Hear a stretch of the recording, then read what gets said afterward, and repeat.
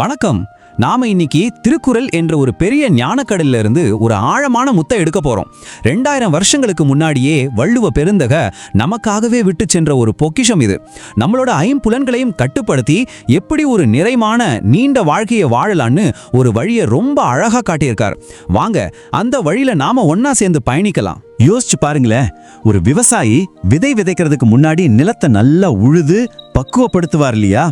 அதே மாதிரி தாங்க நாம ஒரு நல்ல வாழ்க்கையை வாழறதுக்கு முன்னாடி இந்த உலகத்தை நாம தெரிஞ்சுக்கிறதுக்கான வாசல்களான நம்ம ஐம்புலன்களையும் நம்ம கட்டுப்பாட்டுக்குள்ள கொண்டு வரணும்னு வள்ளுவர் ரொம்ப அழகா சொல்றாரு. அதான் முதல் படி. பொறிவாயில் ஐந்தவித்தான் பொய்த்தீர் ஒழுக்க நெறி நின்றார் நீடு வாழ்வார்.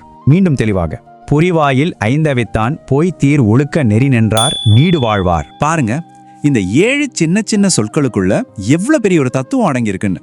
வாங்க ஒன்னொன்னா இதோட பொருளை பார்க்கலாம். முதல்ல பொறிவாயில்னா நம்மளோட மெய், வாய், கண், மூக்கு, செவி, இந்த 5 புலன்களோட வாசல்கள்.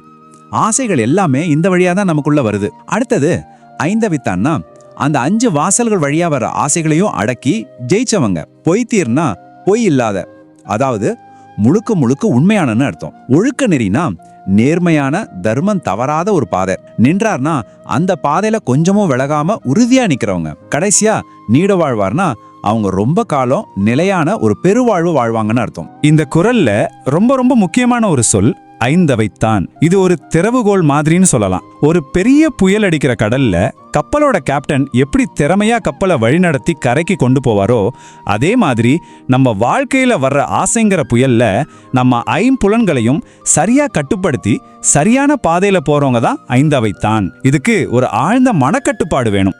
அப்படி புலன்களை ஜெயிச்சவங்க எந்த பாதையில நடப்பாங்க, அவங்க போற பாதை எப்படி இருக்கும்? அதுதான் இந்த பொய்தீர் ஒழுக்க நெறி. இந்த பாதை எந்த ஒரு குழப்பமோ மேடு பள்ளமோ இல்லாம நேரா நம்ம லட்சியத்தை நோக்கி கூட்டிட்டு போற ஒரு பாதுகாப்பான நெடுஞ்சாலை மாதிரி. இந்த பாதையில போறவங்களுக்கு மனசுல பொய்யோ ஏமாத்துற எண்ணமோ இருக்காது. அவங்க வாழ்க்கை ரொம்ப நேர்மையா தெளிவா இருக்கும். சரி, அப்படி வாழ்றவங்களுக்கு என்ன கிடைக்கும்? நீடு வாழ்வார்ங்கிற ஒரு பெரிய வரம் கிடைக்கும். இங்க நீடு வாழ்வார்னா உடம்பால 100 வருஷம் 200 வருஷம் வாழ்றது மட்டும்தானா? இல்ல, அதையும் தாண்டி ஒரு நாளும் வத்தாத பேரின்பம்ங்கிற பெருங்கடல் மாதிரி ஒரு எல்லையே இல்லாத அமைதியான அழியில்லாத ஒரு பெருவாழ்வை குறிக்குது. அதுதான் உண்மையான நீண்ட ஆயுள். இவ்வளவு ஆழமான கருத்தை இன்னும் நல்ல மனசுல பதிய வைக்க வாங்க நாம எல்லாரும் சேர்ந்து ஒரு சின்ன கதை கேட்கலாம். கதைகள் மூலமா கத்துக்கிறப்போ எந்த ஒரு விஷயமும் ரொம்ப எளிமையா புரியும் இல்லையா? ஒரு வகுப்புல 2 மாணவர்கள் இருந்தாங்க.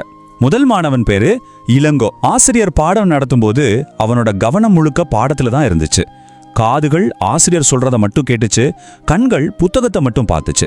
ஆனா இன்னொரு பக்கம் மாறன் ஒரு மாணவன் இருந்தான். அவன் உடம்பு மட்டும்தான் வகுப்புல இருந்துச்சு. ஆனா அவன் மனசு, காது, கண் எல்லாமே சாயங்காலம் பார்க்க போற சினிமா, விளையாட போற விளையாட்டுன்னு எங்கெங்கேயோ அலைபாஞ்சிட்டே இருந்துச்சு. இதோட முடிவு என்னன்னு நம்ம எல்லாருக்குமே தெரியும் இல்லையா?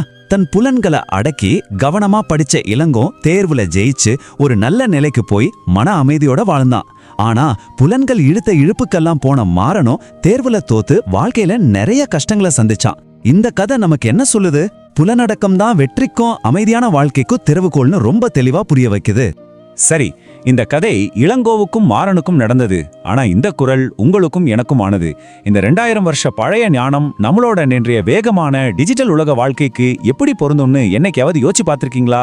வாங்க அதை பத்தி கொஞ்சம் பார்க்கலாம். நம்ம வாழ்க்கையோட ஒவ்வொரு நொடியிலையும் இந்த புலனடக்கம் தேவைப்படுது. யோசிச்சு பாருங்களேன், பள்ளிக்கூடத்துல படிக்கும்போது மொபைல் நோட்டிபிகேஷன் சத்தம் கேட்டு கவனம் சிதறாம இருக்கிறதுல ஆரம்பிச்சு வேலை செய்யற இடத்துல தேவையில்லாத விஷயங்களை காது கொடுத்து கேட்காம நம்ம வேலையை நேர்மையா பாக்குறது வரைக்கும், ஏன் குடும்பத்துல கோவம் வரும்போது நாக்குல வர கடுமையான வார்த்தைகளை கட்டுப்படுத்துறது வரைக்கும் எல்லா இடத்துலயும் இது தேவை.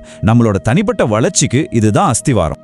இப்போ ஒரு நிமிஷம், நீங்க உங்களுக்குள்ளேயே ஒரு கேள்வி கேட்டுக்கோங்க. உங்க கண், காது, மூக்கு, நாக்கு, உடல், இந்த 5 புலன்களும் உங்களை எந்த பாதையில கூட்டிட்டு போகுது? ஒரு நல்ல நிறைவான வாழ்க்கைக்கா, இல்ல பின்னாடி வருத்தப்பட போற ஒரு பாதைக்கா? பதில் உங்ககிட்ட தாங்க இருக்கு. அப்போ உண்மையான நிலையான சந்தோஷம் எங்க இருக்கு? நம்ம எல்லா ஆசைகளையும் நிறைவேற்றுக்கிறதுல இல்ல, அந்த ஆசைகளை உருவாக்குற நம்ம புலன்களை யார் சரியா வழிநடத்துறாங்களோ அவங்க கிட்ட தான் இருக்கு. அதுதான் வள்ளுவர் நமக்கு காட்டுகிற நீடுழி வாழ்வதற்கான வழி. சுய கட்டுப்பாடு தான் ஒரு மனுஷனை மேம்படுத்தி அவனை ஒரு நிறைவான வாழ்க்கையை வாழ வைக்கும். இந்த குறளோட ஆழமான விளக்கம் உங்களுக்குள்ள ஒரு நல்ல சிந்தனையை தூண்டி இருக்கணும்னு நான் நம்புறேன். இந்த மாதிரி இன்னும் நிறைய குறளோட ஞானத்தை புரிஞ்சுக்க தொடர்ந்து நம்மளோட இந்த ஞான பயணத்துல இணைந்திருங்கள். உங்க கருத்துக்களை கட்டாயம் பகிர்ந்து கொள்ளுங்கள். நன்றி, வணக்கம்.